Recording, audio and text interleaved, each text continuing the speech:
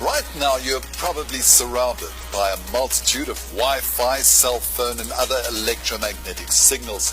It's a new era of communication, but is it leaving some sensitive people with a range of medical problems? Because he is severely affected by electromagnetic radiation emitted by cell phone towers, Wi-Fi and mobile devices. For 4 years I lived on farms or rural areas where there's no radiation, away from my family.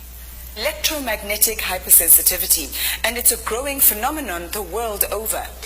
Elsa Retief also suffers from EHS, and it has all but ruined her life. Elsa now spends most of her days in a space of 2 by 1 meters under a net lined with silver.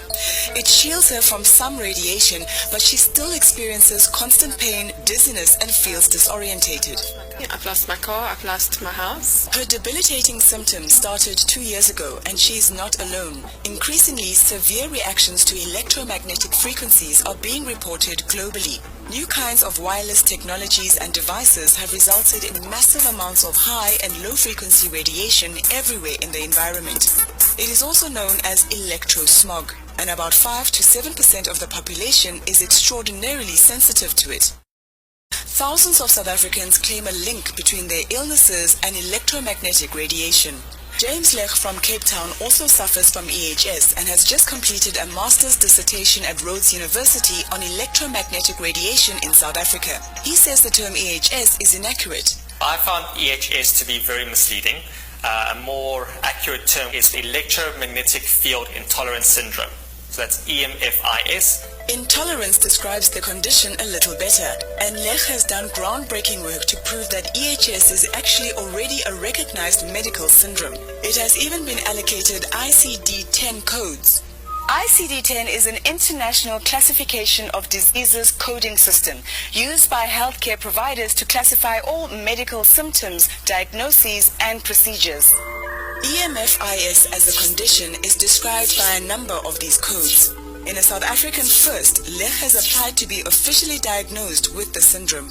So I myself, with the support of my wife, we actually had to go to High Court where I was officially diagnosed with having EMFIS. Based on this recognition, Lech was also the first to apply for and receive a disability grant from the government for this syndrome. Every living organism on this planet is electrochemical in nature, and we know that the electromagnetic fields interfere with human fields. A small percentage of the population pick this interference up, and because they are intolerant to it, they then display EHS symptoms. And the interference of these electromagnetic fields is far from benign. There is overwhelming evidence that these electromagnetic fields are harmful to humans. We know that electromagnetic fields cause oxidative stress, and oxidative stress causes mitochondrial dysfunctions and DNA damage. And when you damage your DNA, you can have a whole array of symptoms, ranging from autoimmune conditions, cancers, mood disorders. Electromagnetic fields are definitely harmful to human beings. Internationally, where EMFIS is recognized, there are also various regulations monitoring the intensity of the radiation with a view to protecting vulnerable groups like children or pregnant women against overexposure.